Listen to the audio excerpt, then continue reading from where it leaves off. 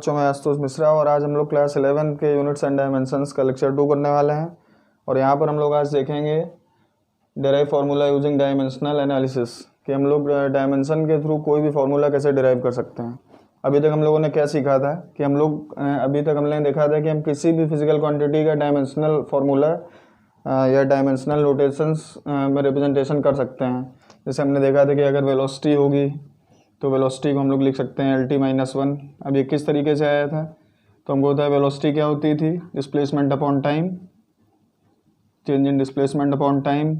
और इसी को हम लिखते थे टाइम, जो भी डिस्प्लेसमेंट होगा उसको लेंथ के रिस्पेक्ट में रिप्रेजेंट किया जाता है और कैपिटल L से, जबकि जो टाइम होता है उसको T से रिप्रेजेंट करते हैं।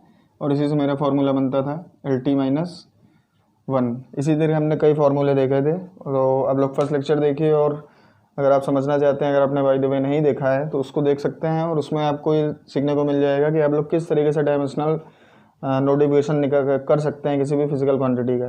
अब हम लोग देखेंगे कि अगर हमें किसी भी फिजिकल क्वांटिटीज़ का कोई रिलेशन नहीं पता है और तब भी हम लोग डायमेंशनल नोटेशंस के थ्रू उनके बीच का रिलेशन डिराइव कर सकते हैं या उनका फार्मूला डिराइव कर सकते हैं, तो इसके बारे में हम लोग बात करने वाले हैं। तो ये किस तरीके से होता है इसके लिए देखते हैं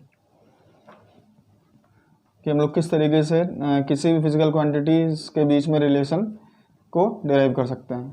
लेकिन इसकी कुछ लिमिटेशंस भी होंगी। वो लिमिटेशंस किस तरीके की होंगी वो आप लोग को धीरे धीरे समझ में आएंगी।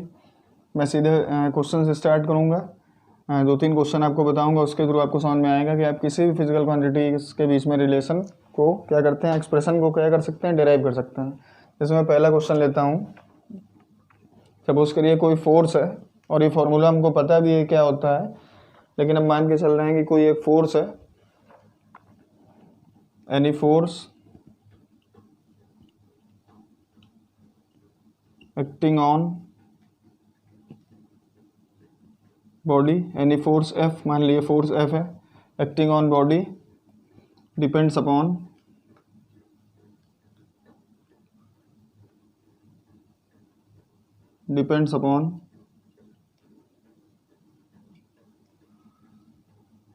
its mass m and acceleration a। हमको बताना है prove relation between these quantities for F। यानी कि हमको F के लिए हमको क्वेश्चन दिए गए any force F acting on a body depends upon mass m and acceleration a, prove relation between these quantities for F। मतलब हमको कोई एक फोर्स दिया गया है और बताया गया है फोर्स जब भी किसी बॉडी पर लगाया जाता है इसका मास m है और उसका एक्सेलरेशन a है, तो ये फोर्स उसके मास और उसके एक्सेलरेशन पर डिपेंड करता है।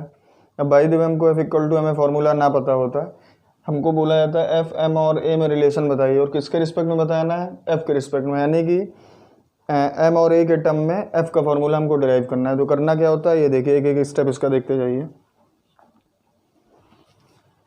हमको बोला गया है जो फोर्स है वो डिपेंड कर रहा है मास पर और फोर्स डिपेंड कर रहा है एक्सेलरेशन पर। अब डिपेंड करने का मतलब होता है जैसे जैसे फोर्स बढ़ाते जाएंगे मास पे कोई ना कोई इफेक्ट पड़ता जाएगा, जैसे जैसे फोर्स को चेंज करते जाएंगे एक्सेलरेशन चेंज होता जाएगा। पहला काम होता है जिसके रिस्पेक्ट में हमको निकालना होता है, अदर क्वांटिटीज़ को उसके प्रोपोर्शन में रखते हैं। प्रोपोर्शन का मतलब आप लोगों को पता है कि जैसे जैसे लेफ्ट हैंड की साइड चेंज होगी वैसे वैसे राइट हैंड की साइड में इफेक्ट पड़ता जाएगा। तो हमने क्या किया, हमको बताया गया फोर्स मास पर डिपेंड कर रहा है और फोर्स एक्सेलरेशन पर डिपेंड कर रहा है। कोई भी रिलेशन प्रूव करने में सबसे मेन बात होती है हमें उसकी पावर्स को पता करना होता है, प्लस वो क्वांटिटीज़ किसी भी फ्रैक्शन के फॉर्म में आने वाली हैं या एक मल्टीप्लिकेशन के फॉर्म में उनका रिलेशन आने वाला है। इसको देखने के लिए हमको पावर्स पता करनी पड़ती हैं। उसके लिए हम क्या करेंगे कि जो भी हमें क्वांटिटीज़, जिन क्वांटिटीज़ के रिस्पेक्ट में हमको निकालना होगा उनकी हम पावर मान लेते हैं, एक्सपोनेंट मान लेते हैं। मान लिया इसकी पावर x है और इसकी पावर y है। मैंने मान लिया कोई फोर्स F है जो किसी बॉडी मास जिसका m है उस पर डिपेंड कर रहा है और कोई एक्सेलरेशन है उस पर डिपेंड कर रहा है। तो F प्रोपोर्शनल टू m की power x and F proportional to a की पावर y, यानी एक्सेलरेशन की पावर y। ये इक्वेशन फर्स्ट हो गई, ये इक्वेशन सेकंड हो गई। जब इन दोनों इक्वेशन को कंबाइन करके लिखेंगे तो हमारा आएगा F प्रोपोर्शनल टू m की पावर x ए की पावर वाई। ये मेरा पहला स्टेप कंप्लीट हो गया। अब जो अगला स्टेप होता है उसमें हमें क्या करना होता है, दोनों साइड के डायमेंशनल जो भी नोटेशंस होते हैं उनको लिखना होता है। हम क्या करेंगे, अब पुट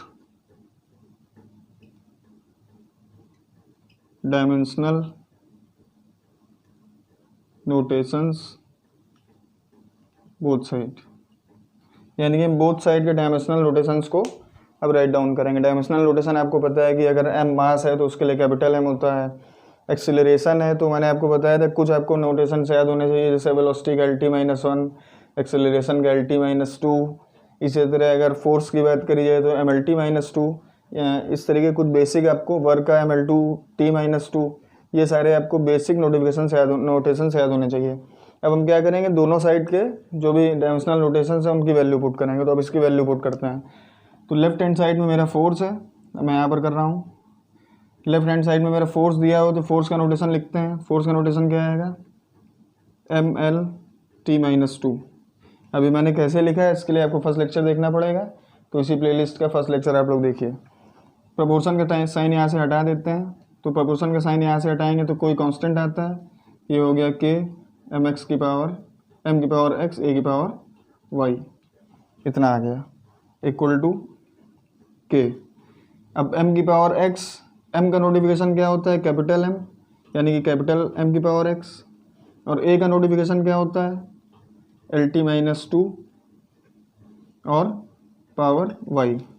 तो हमने क्या किया, दोनों साइड के डायमेंशनल नोटेशंस लिखे। तो फोर्स का हमको पता होना चाहिए MLT-2, प्रोपोर्शन का साइन हटाया तो K कांस्टेंट आता है हमको मालूम है, तो K m की पावर x और y a की जो एक्सेलरेशन होता है उसका नोटेशन होता है LT-2 और उसकी पावर y। K कांस्टेंट है और कांस्टेंट का कभी भी कोई डायमेंशनल फार्मूला नहीं लिखा जाता है, ये हमने पहले भी आपको बताया है।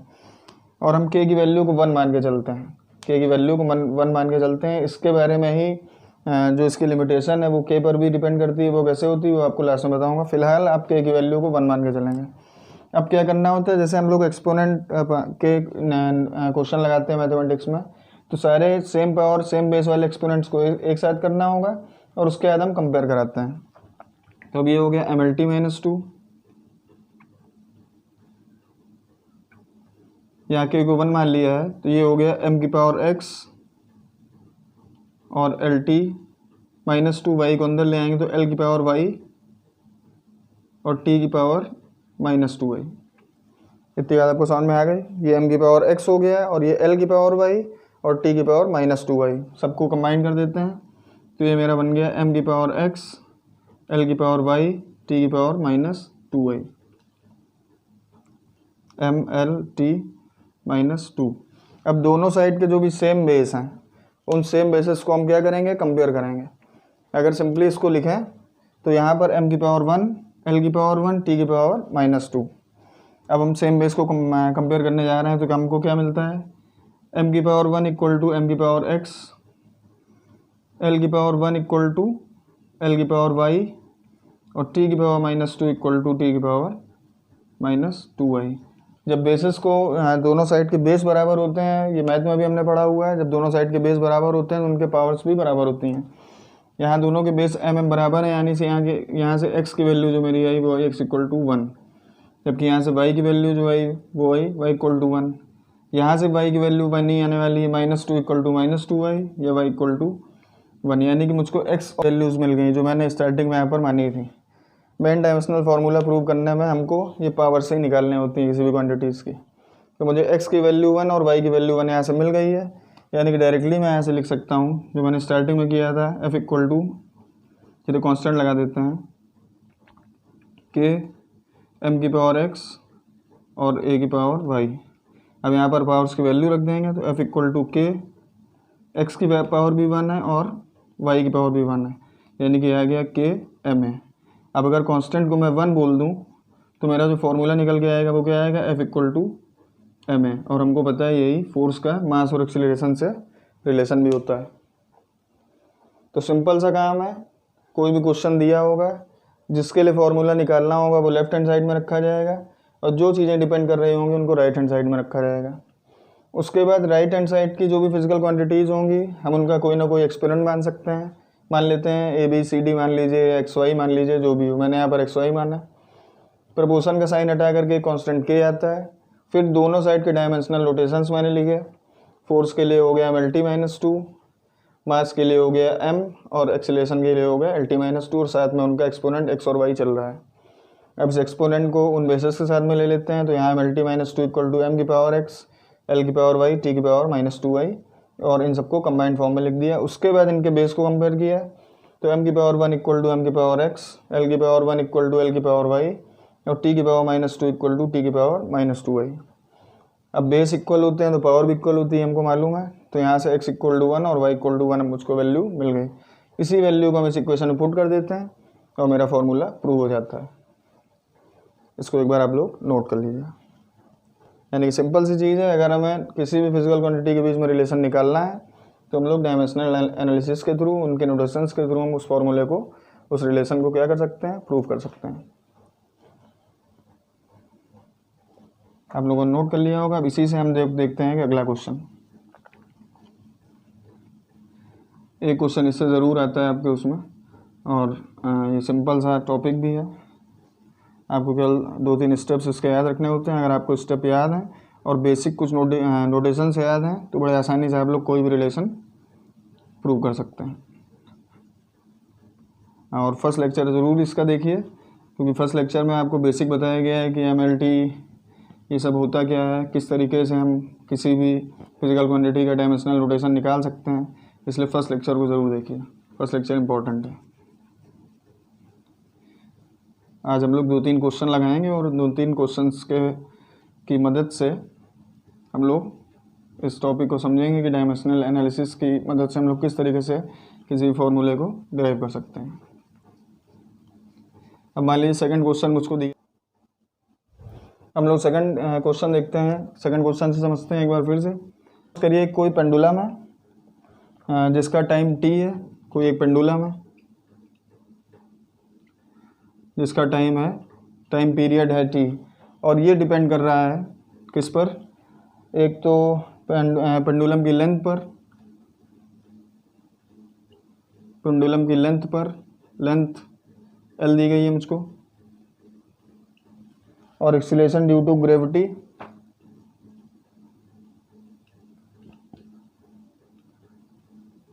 जो पेंडुलम की बॉल है उसकी उसमें जो भी एक्सीलरेशन ड्यू टू ग्रेविटी हो रहा है, यानी कि a उस पर डिपेंड कर रहा है।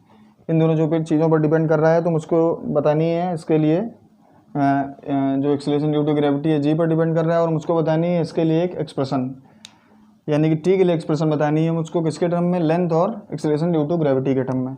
यानी हमको यहाँ पर दिया गया है जो t है वो डिपेंड कर रहा है किस पे, लेंथ पर और एक्सीलरेशन ड्यू टू ग्रेविटी पर। हम क्या करेंगे, इन दोनों की पावर x और y मानी, कंबाइन करके जब लिखेंगे तो t प्रोपोर्शनल टू l की पावर x, g की पावर y, या इन प्रोपोर्शन का साइन हटाते हैं तो t equal to k, l की पावर x, g की पावर y। अब सिंपल सा काम फिर से वही, इनके डायमेंशनल रोटेशंस। ये टाइम पीरियड है यानी कि t इक्वल टू k, यहाँ पर l की पावर x है यानी कि लेंथ के लिए होता है कैपिटल L की power x, g acceleration due to gravity है, एक्सीलरेशन के लिए क्या होता है, LT-2 की पावर y। अब इनको कंबाइन करके लिखेंगे t की power 1 equal to k, l की पावर x है और ये l की पावर y है, यानी कि l की पावर x प्लस y, और t की पावर -2y। अब इनको हमें करना है कंपेयर। यहाँ पर l की पावर x प्लस y है, यहाँ पर कुछ नहीं है तो यहाँ पर l की पावर 0 हम लिख सकते हैं। तो जब कंपेयर कराया है तो l की पावर 0 इक्वल टू l की पावर x प्लस y, यानी कि यहाँ से आया x प्लस y की इक्वल टू 0।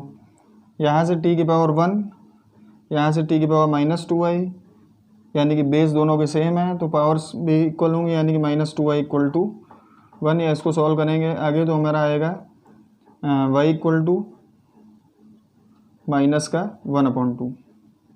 अब y इक्वल टू माइनस का 1/2 अगर इस इक्वेशन में रख दें तो x इक्वल टू कितना आएगा, x इक्वल टू आया 1/2। अब कुछ नहीं करना है, इस x और y की वैल्यू उठाकर यहाँ पर रख देनी है।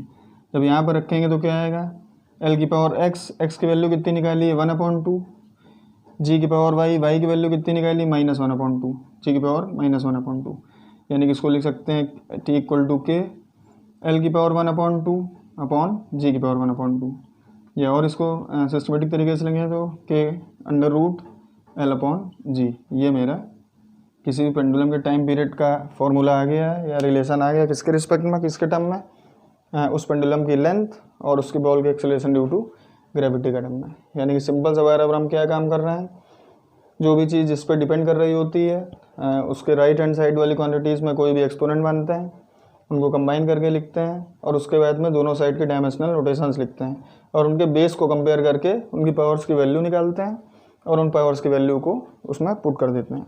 अब एक क्वेश्चन और देखते हैं अगला।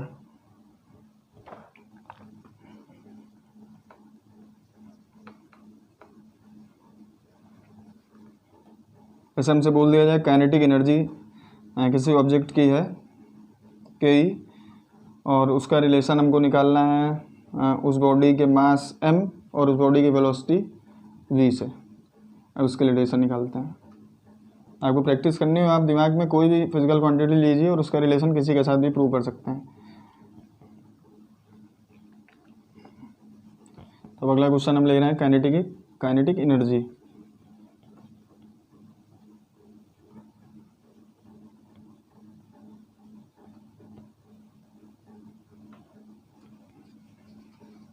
हमने मान लिया कोई ऑब्जेक्ट है जिसका मास m है और उसकी वेलोसिटी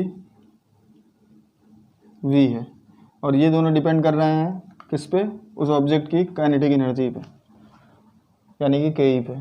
तो हमने देखा है, हमको क्वेश्चन के अकॉर्डिंग क्या समझ में आया कि जो काइनेटिक एनर्जी है वो मास पे डिपेंड करती है और काइनेटिक एनर्जी उस ऑब्जेक्ट की वेलोसिटी पे डिपेंड करती है। दोनों की पावर क्या मान लेंगे, x और y। दोनों कंबाइन करके लिखेंगे तो क्या आएगा, के डायरेक्टली प्रोपोर्शनल टू m की पावर x और v की पावर y। प्रोपोर्शन का साइन हटाया, के इक्वल टू के m की पावर x v की पावर y। अब हमको पता है एनर्जी के लिए मैं आपको पहले भी बता चुका हूँ, वेलोसिटी, एक्सीलरेशन, फोर्स और एनर्जी यानी कि वर्क, इसके आपको डायमेंशनल रोटेशंस याद होने चाहिए क्योंकि बार बार हम लोग निकालते नहीं हैं इसके हमारे दिमाग में होने चाहिए। तो काइनेटिक एनर्जी के लिए जो होता है नोटेशन वो होता है ml2 t-2 के m के लिए क्या हो जाएगा m की पावर x, जबकि v के लिए क्या हो जाएगा lt-1 की पावर y। अब कंबाइन करके लिखेंगे तो m की पावर 1, l की पावर 2, t की पावर -2 के, ये हो गया m की पावर x, ये हो गया l की पावर y, ये हो गया t की पावर -y। अब दोनों साइड को हम कंपेयर करा देंगे तो m की पावर m और m को कंपेयर कराएंगे तो m की पावर 1 इक्वल टू m की पावर x, यानी कि यहाँ से वैल्यू आई x इक्वल टू 1। l को कंपेयर कराया तो l की power y equal to l की पावर 2, यानी कि यहाँ से आ गया y इक्वल टू 2। अब दो ही एक्सपोनेंट थे, तीसरे कंपेयर कराने की ज़रूरत ही नहीं है, y इक्वल टू आ गया 2। ठीक है,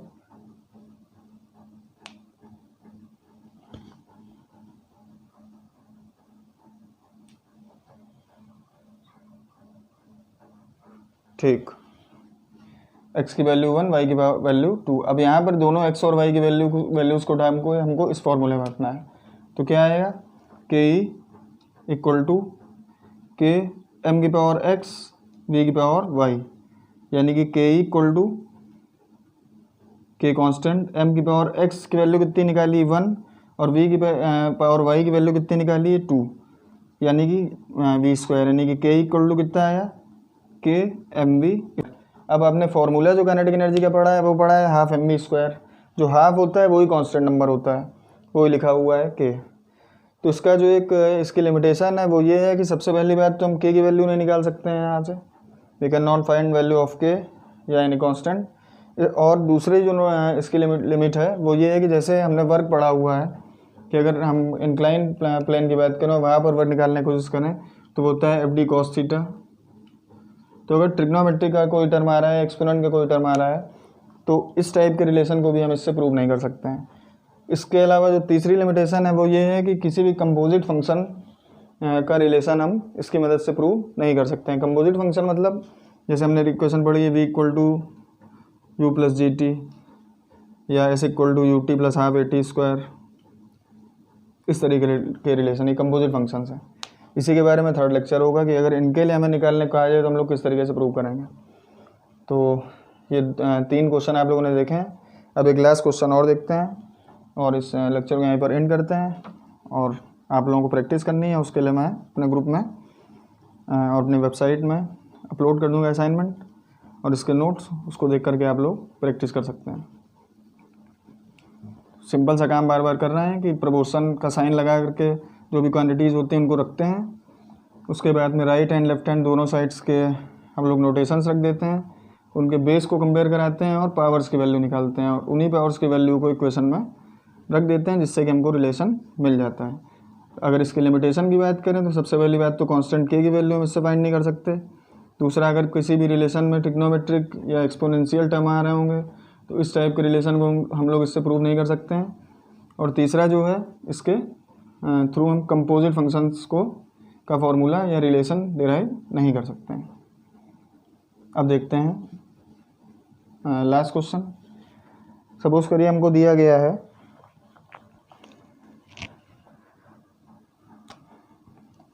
if energy E, velocity V and time t are depend on surface tension,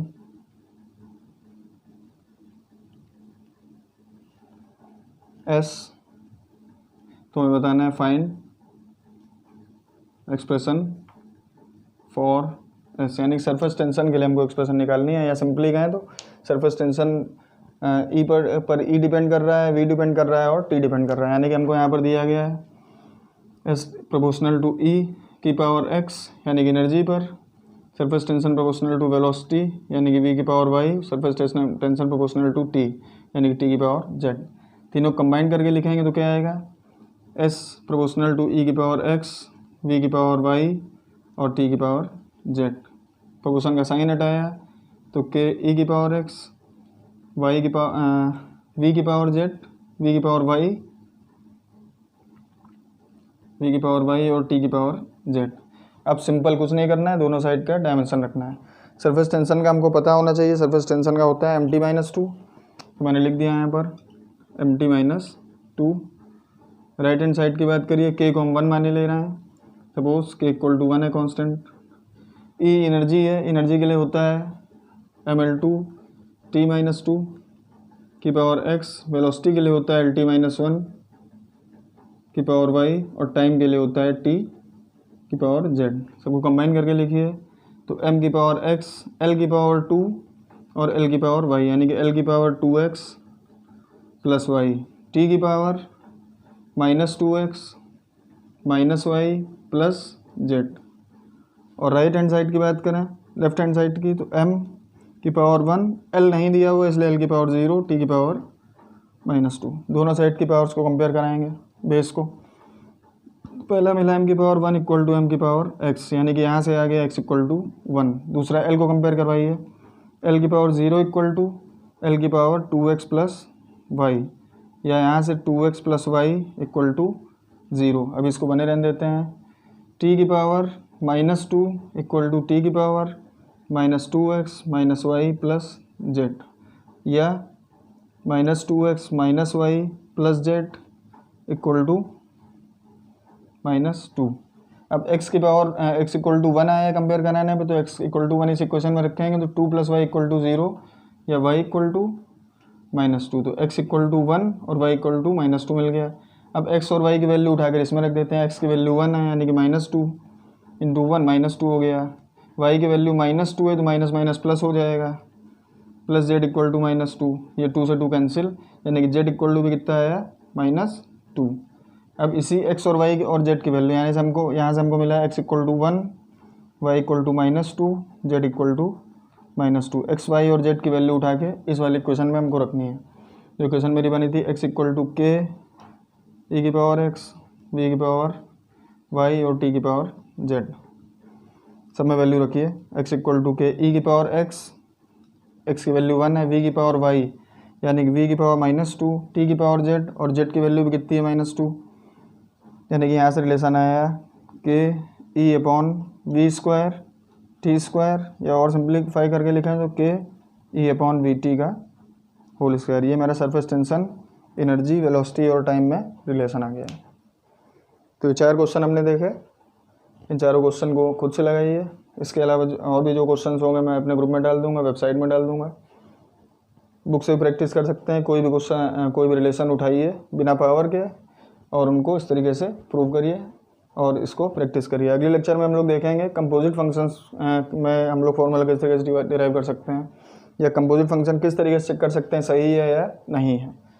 तो अभी तक जैसे आप लोग सपोर्ट कर रहे हैं उसी तरीके से सपोर्ट करिए, वीडियो को, लेक्चर को देखिए, लाइक करिए, कोई प्रॉब्लम हो तो कमेंट करिए और चैनल को सब्सक्राइब करिए। Thank you.